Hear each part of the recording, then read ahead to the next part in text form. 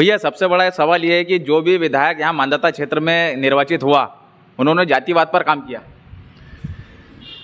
देखिए, इस क्षेत्र में बहुत इस क्षेत्र की खूबसूरती है जी कि यहाँ पर इस क्षेत्र के अंदर विभिन्न जातियाँ और धर्मावलंबी यहाँ पर रहते हैं।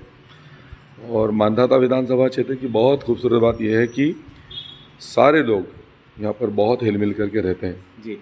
यहाँ पर किसी प्रकार का जातिवाद का मूलतः कहीं कोई जहर इस क्षेत्र के अंदर है नहीं जी। लेकिन पता नहीं क्यों राजनीतिक पार्टियों को ऐसा लगता है कि जाति की संख्या के आधार पर टिकटों का निर्धारण किया जाए जी। भले ही व्यक्ति की योग्यता किसी भी स्तर की हो जी।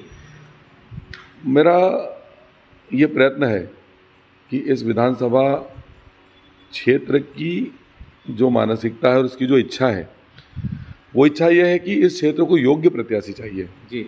वो भले ही किसी जाति का हो, उसकी जाति की बहुलता हो अथवा ना हो जी। लेकिन इस क्षेत्र का एक आम मतदाता, इसका पूरा एक कॉमन नेचर इस विधानसभा क्षेत्र का है कि वो एक योग्य से योग्यतम विधायक उसका जनप्रतिनिधि चाहता है।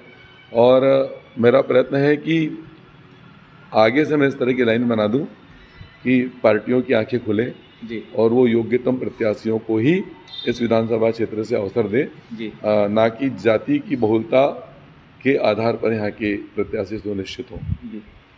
भैया यदि आपको मांधाता क्षेत्र की जनता यदि आपको आशीर्वाद देकर चुनाव जिताती है तो आपका पहला मुद्दा क्या रहेगा? कौन सा पहले समस्या को दूर करोगे? देखिए, समस्या यहाँ पर इस विधानसभा क्षेत्र के अंदर एक नहीं है जी।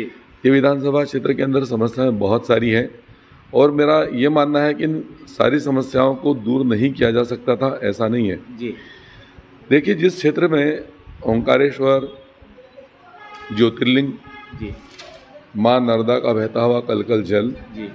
संत सिंगा महाराज की आध्यात्मिक आभा जी। इस क्षेत्र का जल, इस क्षेत्र में जल, जंगल, भूमि सभी प्रचुर मात्रा में, जमीन सभी प्रचुर मात्रा में, बावजूद इसके इस क्षेत्र में विकास की जो बात होना चाहिए सारे संसाधन होने के बाद वो हो नहीं पाई। तो उसका एकमात्र कारण सिर्फ और सिर्फ ये रहा कि राजनीतिक इच्छा शक्ति जिस स्तर की होना चाहिए था विधायक जी में, वो इच्छा शक्ति ना होकर के स्वयं की तुष्टि का उन्होंने सारा अपने जनप्रतिनिधि होने के काम को स्वयं की तुष्टि करने का एक लाभ, एक साधन मात्र बना लिया। यहाँ पर विधायक के नाते मैं जो प्रमुखता से जो काम करना चाहता हूँ, देखिए इतनी सारी चीज़ें यहाँ पर काम करने की, जैसे कि यहाँ पर थर्मल पावर कारपोरेशन यहाँ पर जो एस निकलती है, आप जानते हैं कि यहाँ पर संत सिंगाजी थर्मल पावर कारपोरेशन की स्थापना जब की गई तो सैकड़ों गांव यहाँ से विस्थापित हुए जी। हजारों परिवार वहाँ से विस्थापित होकर अन्यत्र गए, उन्होंने दर्द भुगता जी। तब सरकार ने उनसे वादा किया था कि हर परिवार के एक व्यक्ति को इस यूनिट के अंदर, इस प्रोजेक्ट के अंदर नौकरी दी जाएगी जी। बेरोजगारों को लेकिन उनको नौकरी नहीं दी गई जी। तो हो सकता था कि सरकार के सामने कोई प्रशासनिक इस तरह की या तकनीकी का अड़चनें इस तरह की हो सकती थी जिसके कारण नहीं दे पाए जी। तो फिर इन परिस्थितियों में विधायक के नाते अगर मैं होता तो उस मामले के अंदर मेरा प्रयत्न ये सबसे बड़ा होता, और मैं आगे करूँगा अभी विधायक होकर के जी जी जी। कि उस सारे प्रभावित लोगों के परिवार के एक एक व्यक्ति को यहाँ अभी जो प्रोजेक्ट बना उससे जो ऐस निकलती है, अच्छा, जो सैकड़ों की तादाद में पर बलकर रोज निकलते हैं यहाँ पर, वे सारे बलकर की ऐस का ट्रांसपोर्टेशन जो सीमेंट कंपनियों तक होता है तो उसके ट्रांसपोर्टेशन और उसकी हैंडलिंग का जो पैसा प्राप्त होता है वो कंपनी या सोसाइटी उन्हीं लोगों को, यहाँ के शिक्षित बेरोजगारों की कंपनी बनाकर, उनका ग्रुप बना करके ये काम उनको सौंपा जाए जी। उसके अलावा हमारे यहाँ पर 2 जलाशय बड़े बड़े हैं, नर्मदा नगर का हाइड्रो पावर है जी, ओंकारेश्वर का हाइड्रो पावर है जी। इन दोनों हाइड्रो पावरों का जो जलाशय है उस जलाशय में मत्स्य आखिर का काम यहाँ के जो परंपरागत मत्स्य आखिर करने वाले लोग हैं जी, इनको दिया जा सकता है जी जी जी। उसी तरह से बहुत बेरोजगारी की समस्या है जी। हमारे यहाँ पर थर्मल पावर में 5-5 हज़ार की नौकरी के लिए लोग यहाँ पर जो शिक्षित बेरोजगार लोग भटक रहे हैं, परेशान हो रहे हैं वो जी। इन लोगों को, शिक्षित पढ़े लिखे बच्चे हैं, उन सारे लोगों को उनकी छोटी छोटी इंडस्ट्री, उनकी योग्यता अनुसार, उनकी क्षमता अनुसार माइक्रो, मैक्रो और मध्यम श्रेणी की इंडस्ट्री की स्थापना करना। जी जी जी। किसानों के लिए उनके खेतों तक वेयर हाउस सरकार की सब्सिडी के माध्यम से बनवाना। जी जी जी। इस तरह के काम। उसके अलावा ओंकारेश्वर में वन भूमि में बसा हुआ पूरा ओंकारेश्वर क्षेत्र है ये, तो वहाँ के लोगों को आए दिन प्रशासनिक दिक्कतों का सामना करना पड़ता है। उनकी पूरी ओंकारेश्वर को वन भूमि से परिवर्तित करके उसको राजस्व भूमि में सम्मिलित कराना। ऐसे एक नहीं, अनेक इस क्षेत्र के बहुत सारे मुद्दे हैं जिनका समाधान करना बहुत असंभव नहीं है, लेकिन बहुत व्यवस्थित तरीके से किया जा सकता है और इस क्षेत्र की जनता के लिए खुशहाली और प्रगति का और विकास का मार्ग खोला जा सकता है।